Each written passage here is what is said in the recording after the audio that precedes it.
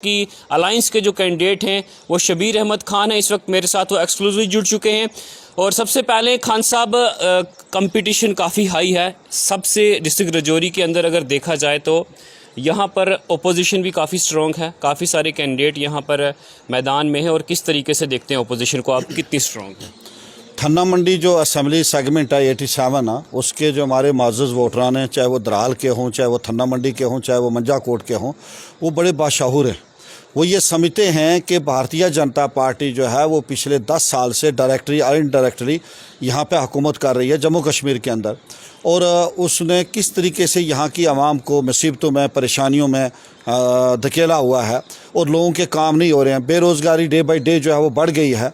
एक भी मैं कहूँगा कि आज अगर कोई पोस्ट निकलती है तो 3 महीने के बाद वो कैंसिल हो जाती है। कभी कहते हैं पेपर लीक हो गया, कभी कहते हैं जी इसमें कोई स्कैंडल हो गया, करप्शन हो गई, कुछ ना कुछ हो गया। तो मैं कहूँगा कि नौजवान भी परेशान है, किसान भी परेशान है, यहाँ के जो गरीब लोग हैं वो भी बड़े परेशान हैं। महंगाई जो है वो आसमान जो है वो छू रही है। तो इन सारी चीज़ों को लेके पीडीपी का जो है कि पीडीपी ने और बीजेपी ने 2015 के से लेके 2018 तक यहाँ रियासत जम्मू कश्मीर में बड़ी तबाही और बर्बादी की। अगर यहाँ पर स्टेट हमारी तोड़ी गई तो उसमें पीडीपी का रोल है, क्योंकि पीडीपी ने ही बीजेपी के साथ अलायंस करके यहाँ सरकार जो है बनाई थी। तो मेरा कहने का मकसद है कि लोग पीडीपी से भी तंग हैं, बीजेपी से भी तंग हैं। आज़ाद उम्मीदवार का तो कोई खाता ही नहीं है। और आज़ाद उम्मीदवार के बारे में लोग ये सोच रहे हैं कि भाई ये तो प्रॉक्सी कैंडिडेट हैं किस्म के इन पॉलिटिकल पार्टीज़ के। तो मेरा कहना यह है कि यहाँ कोई कंपटीशन नहीं है। यहाँ पर दरहाल की जो माज़ज़ वोटरान है, थन्ना मंडी है या मंजा कोट है, उन्होंने एक वन साइडेड फैसला किया कि कांग्रेस और नेशनल कॉन्फ्रेंस ने ही हुकूमत बनानी है। हमारे काम नहीं हुए, हमारे बच्चे बेरोज़गार हैं, हमारी परेशानियाँ जो हैं वो ख़त्म कर सकती है। अगर तो कांग्रेस एनसी ख़त्म कर सकती है। तो इसलिए कांग्रेस और एनसी के जो अलायंस कैंडिडेट मैं हूँ, इंशाल्लाह ये माज़ज़ वोटरान जो है वो मुझे वोट देंगे और मुझे भारी अक्सरियत से कामयाब करेंगे। खान साहब, आप पहले भी मिनिस्टर रह चुके हैं, एमएलए भी जो है वो रह चुके हैं। इस वक्त जो लोगों का, जो लोग चाहते हैं कि डेवलपमेंट हो, कितनी डेवलपमेंट आपके एरिया में हुई है? बस जहाँ तक आपकी जो कंस्टिट्यूंसी थी वहाँ उस एरिया में। जनाब 2008 से लेके 2014 तक जो है मैं एमएलए भी रहा, यहाँ का मिनिस्टर भी रहा। माशाअल्लाह उस वक्त बहुत बड़े काम जो हैं ख़ासकर रजौरी पुंछ में बिलखसूस हुए। पूरी रियासत में तो हुए बिलअमूम, लेकिन बिलखसूस रजौरी पुंछ में जो है वो जितने भी हमारे बड़े पावर प्रोजेक्ट्स है या दूसरी चीज़ें थी वो जो है हुई हैं। काफ़ी बड़े बड़े प्रोजेक्ट जो है मैंने किए। लेकिन ख़ासकर मैं कहूँगा कि डिस्ट्रिक्ट राजौरी और बिलखसूस मैं कहूँगा थन्ना मंडी जो अभी नई हमारी असम्बली सेगमेंट बनी है, उसमें थन्ना मंडी के अंदर मैंने एसडीएम का ऑफिस जो है खोला। शादरा शरीफ के अंदर मैंने नायब सिलदार को बैठाया। बहरोड प्रांगण के अंदर मैंने बीडीओ ब्लॉक जो है, एक ही ब्लॉक था थन्ना मंडी के अंदर, मैंने दूसरा ब्लॉक जो है वो वहाँ पर जो है बैठाया। और उसके बाद मैंने साज के अंदर जो है वो नायब सिलदार को बैठाया। और इसी तरीके से वहाँ का जो थन्ना मंडी नाले का पावर सेक्टर था या दरहाल नाले का जो पावर सेक्टर था उसको मैंने जो है बड़ा मजबूत किया, क्योंकि पावर की बड़ी मतलब लोगों को बड़ी ज़बरदस्त दिक्कत थी। इसी तरह मंजा कोट आ जाओ, मंजा कोट तहसील कोई नहीं थी, मैंने यहाँ तहसीलदार को बैठाया।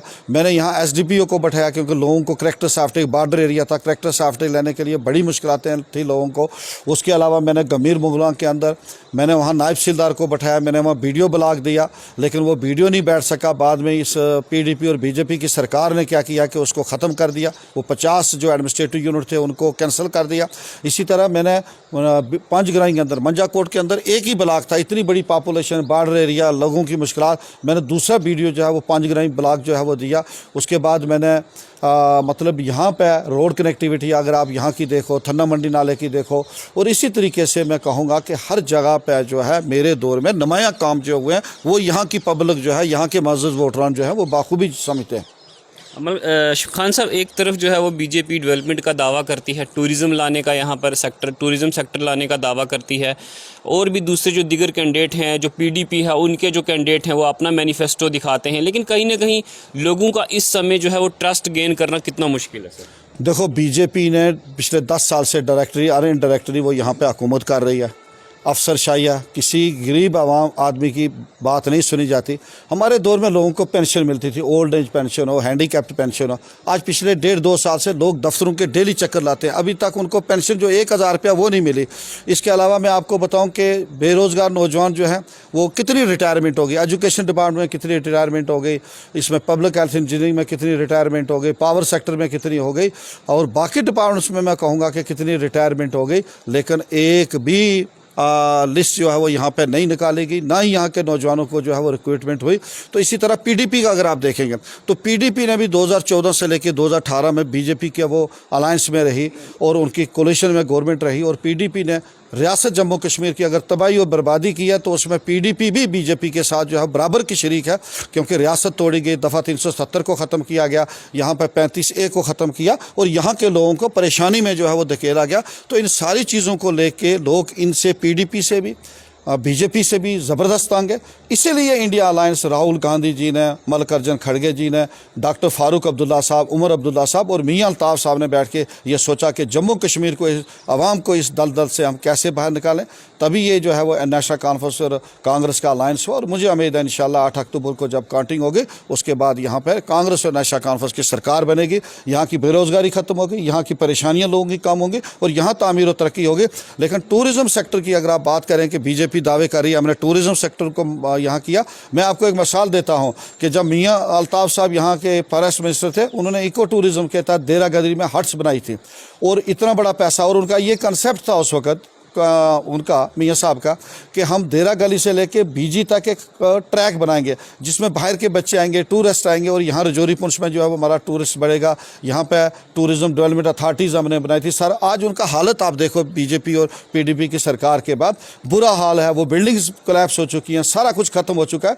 तो मैं ये कहूँगा कि बीजेपी जो कुछ कह रही है झूठे दावे कर रही है, पीडीपी जो कह रही है झूठे दावे कर रही है। खान साहब, एक पार्टी का मैनिफेस्टो एक अपनी जगह पर, मगर लोगों का ये कहना है कि हमें ऐसा लीडर चाहिए जो लोकल लेवल पर हमारी जो है वो मदद करे डेवलपमेंट के कामों में, क्योंकि इस टाइम सर 2024 लग चुका है, आज़ादी को 75 साल हो चुके हैं, लेकिन फिर भी आज लोग बिजली, पानी और सड़क के लिए तरस रहे हैं। आप लोकल लेवल पर लोगों को क्या एश्योरेंस देते हैं? बिल्कुल आपने सही फरमाया कि यहाँ के हमारे जो लोग हैं वो आज भी बिजली, पानी और रोड कनेक्टिविटी हो या दूसरी चीज़ों के लिए है वो तरस रहे हैं। मैं आपको एक मिसाल दे दूँ कि मैंने 2012-13 में रजौरी में मिनी सेक्रेटरीट की लैंड ट्रांसफ़र की 40 कनाल, मैंने वहाँ का काम करवाया, मतलब पैसा लाया, कोई 31-32 करोड़ रुपया लाया। उसके बाद वहाँ टेंडर हुआ, प्लांट भरे और आज तक 2014 से लेके आज तक 24 तक वो वैसा का वैसा पड़ा। वहाँ पीडीपी और बीजेपी का झगड़ा रहा, वो मिनी सेक्रेटरीट नहीं, पूरे रियासत जम्मू कश्मीर में मिनी सेक्रेटरीट सारी जगह बन चुके हैं। वो बताना चाहेंगे किस वजह से बन नहीं पा रही? झगड़ा था इनका, झगड़ा था पीडीपी का और बीजेपी का। बीजेपी चाहती थी वहाँ से शिफ्ट किया जाए, लेकिन पीडीपी जो है वो कहती थी वहाँ से शिफ्ट करके कहीं और ले जाया जाए। तो मैं ये कह रहा हूँ कि जो मैंने वहाँ प्लांट भी भरे, आपने देखा ख्योरा के अंदर पिलर भी खड़े हैं, तो आज तक वो नहीं बन पाया। हमारे लोगों को कितनी बड़ी मुश्किलात है, एक दफ्तर यहाँ, दूसरा दफ्तर वहाँ, तो सारे ऑफिसर अगर एक ही बिल्डिंग के अंदर बैठते तो कितनी आसानी होती। मैं आपकी चैनल के माध्यम से रजौरी, थन्ना मंडी, अपना पूरे डिस्ट्रिक्ट रजौरी को, ख़ासकर दरहाल के मअज़्ज़ज़ आवाम को, मअज़्ज़ज़ वोटरान को, थन्ना मंडी के मअज़्ज़ज़ वोटरान को, आवाम को, और मंजा कोट के मअज़्ज़ज़ वोटरान और आवाम को ये यकीन दिलाना चाहता हूँ कि मैंने पहले भी आपके लिए काम किया है एज़ एमएलए, जो आपने मुझे मौका दिया एज़ मिनिस्टर, मैंने यहाँ पे जो है वो तामीर और तरक्की की, चाहे उसमें पावर सेक्टर हो, चाहे हेल्थ सेक्टर हो, चाहे रजौरी का मेडिकल कॉलेज हो, चाहे और बहुत सारी चीज़ हो। जम्मू कश्मीर की तारीख में जब मैं हेल्थ मिनिस्टर था तो मैंने 1600 sub centre at A time जो है वो लाया था, और रियासत जम्मू, और सबसे ज़्यादा मैंने रजौरी डिस्ट्रिक्ट को जो है उस वक्त दिया था। और मैं आपको हर लिहाज से, चाहे यहाँ के राशन का मसला हो, चाहे पानी का मसला हो, चाहे बिजली का मसला हो, इंशाअल्लाह मुझे तजर्बा भी है काम करने का, क्योंकि पहले भी मैंने आपकी खिदमत किया। अगर इस बार थन्ना मंडी, दरहाल और मंजा कोट की आवाम मुझे मौका देती है, इंशाअल्लाह भारी अक्सरियत से मुझे कामयाब करते हैं, क्योंकि सरकार कांग्रेस और नेशनल कॉन्फ्रेंस की बननी है, सरकार मेरी होगी, मिनिस्टर मेरे होंगे, चीफ मिनिस्टर साहब हमारी पार्टी के होंगे या हमारे कोलिशन के होंगे। तो उसमें क्या होगा कि मैं आपकी डेवलपमेंट कराऊँगा और दिन रात एक करके आपकी खिदमत करूँगा। इसलिए मैं कहूँगा कि बीजेपी को भी आपने आजमा लिया, पीडीपी को भी आपने आजमा लिया, आज़ाद उम्मीदवार जो लोग हैं ये मैं कहूँगा कि इनका कोई खाता ही नहीं है। और आप देख रहे हैं कि आज़ाद उम्मीदवार को लोग इस वक्त जो है वो बिल्कुल जो है वो रिजेक्ट ही कर रहे हैं। बड़े अरसा पहले यहाँ रजौरी पुंछ में एक बार एक आज़ाद उम्मीदवार जीता था, वो रफ़ीक हुसैन खान से, वो भी 77 में।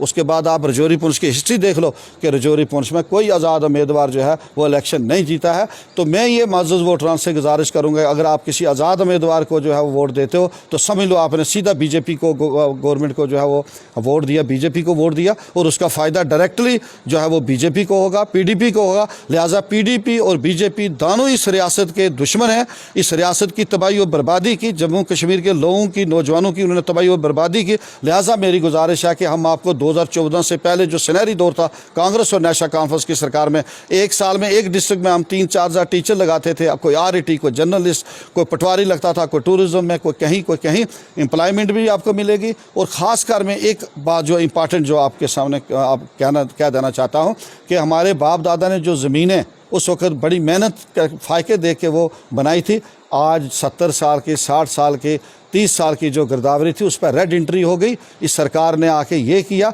और वो हमारे लोगों को कितना परेशान किया। तो मैं आपको यकीन दिलाता हूं कि जब हमारी यहाँ पर सरकार होगी, हमारा रेवेन्यू मिनिस्टर होगा, इंशाअल्लाह ये रेड एंट्री हम हटाएंगे, रोशनी की तरह एक ऐसा बिल लाएंगे ताकि हम मालकाना हकूक़ जो हैं वो जम्मू कश्मीर की आवाम को जो है वो देंगे और इस परेशानियों से जो है वो राहत दिलाएंगे।